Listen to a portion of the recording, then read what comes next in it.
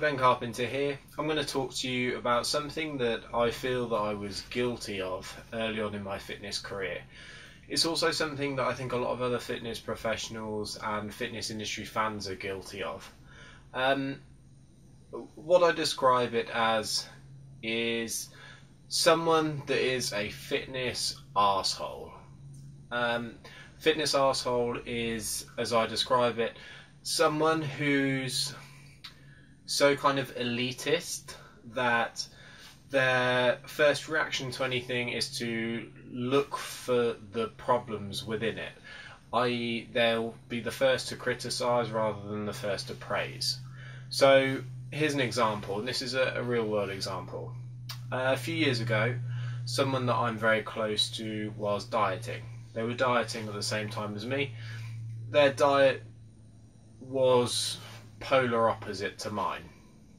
At the time, I didn't agree with some of the things that this diet was getting them to do.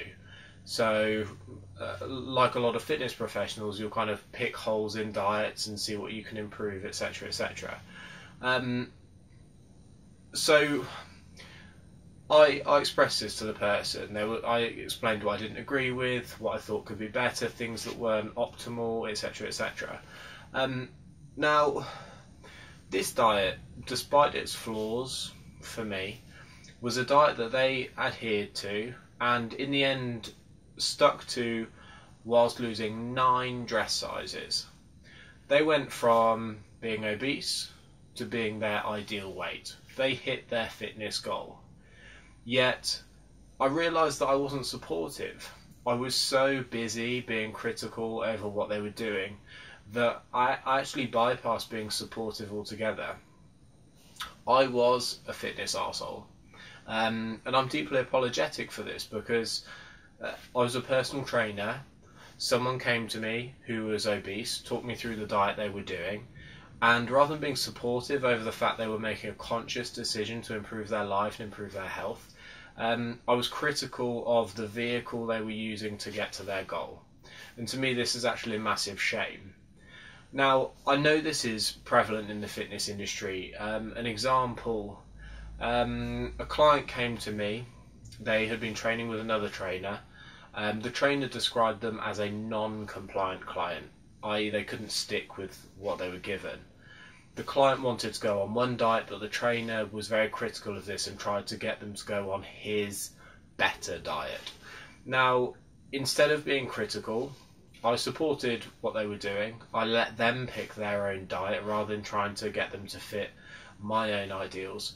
And in the end, that client ended up losing a massive amount of weight. Yet, this was a client who the other trainer couldn't deal with. They were non-compliant. So, rather than criticising, I supported their choices and they ended up doing really well. So, basically what I'm saying is that so many people in the fitness industry, the first thing they do is criticise. So if someone's going on a diet plan other than the one they would recommend, they criticise. Someone in the news recently lost a lot of weight following a curry diet. They ate a curry for breakfast every single day. Their justification was they loved curry so much that if they had excluded it from their diet, they would have found it harder to adhere to. So he prescribed his own diet in such a way that it was based on food inclusion, i.e. food that he loved, rather than excluding what he thought was unhealthy food, like most people structure a diet. His was based on food inclusion that he loved to maximise dietary adherence and minimise dietary stress. And he lost a huge amount of weight from it. Yet when I posted this up, the majority of the comments weren't supportive over his weight loss efforts. The majority of the comments were criticising his dietary choices and why they must be bad, how it could be better, etc. Now, don't get me wrong, I don't think this is the healthiest diet in the world. However, he went from being obese to being a healthy weight, and I think being obese is unhealthier than the diet he was on. So by losing so much weight, that would have had better ramifications for his health than the fact that he was just eating a curry every day. Yet most people were so focused on what his diet was lacking and what he should do better and why it was bad for him that they completely forgot to applaud him for doing so well. Now, other instances of people being fitness arseholes, go on any top fitness model or bodybuilder page. You will see comments where people are nitpicking over physiques, like you'll see someone with the most incredible physique and there will always be one person that says, bro, do you even train legs, or your calves are shit, or your shoulders are disproportionate, or your hip to waist ratio is out of sync. Whatever it is, someone will post it. It won't be, you're in incredible shape, I would work on this. It's, this body part is shit, or this is lacking, or this is overdeveloped. It's that always looking for the criticism. It's forgetting the fact that they're in incredible shape. I've had someone message me before saying that my forearms were lacking. And in a way, when I actually look back at the photo, I kind of agreed with him. But I thought it's so crazy that people are so quick to pick up, someone I've never spoken to, people are so quick to pick up on the criticism rather than the positive. Now, you will see some of the best bodybuilders in the world get torn to shreds on social media just because they post a photo of chicken and rice. Now, I've seen this.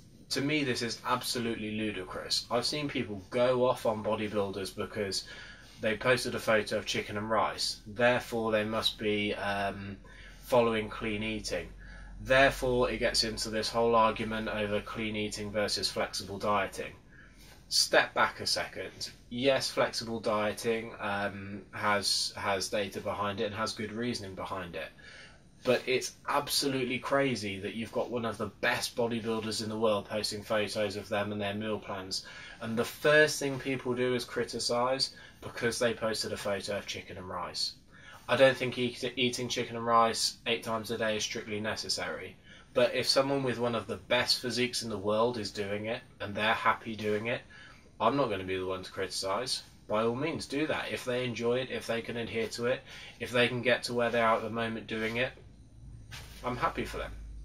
That's what I think fitness should be about. I think it should be about supporting other people.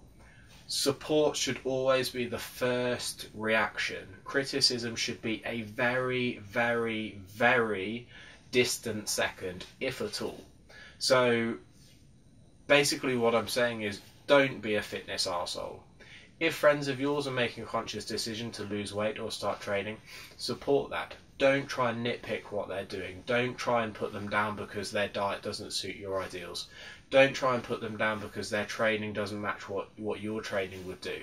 Some people will have different training methodologies and get good results from it. Some people will have different diet methodologies and get good results from it. The important thing is to support that rather than trying to criticise that and put them off doing any change whatsoever. That's it. Please feel free to give your feedback on the video. My Facebook page is facebook.com/Ben Carpenter Personal Training. My Twitter and Instagram pages are both BDC Carpenter. Thank you for watching. Bye.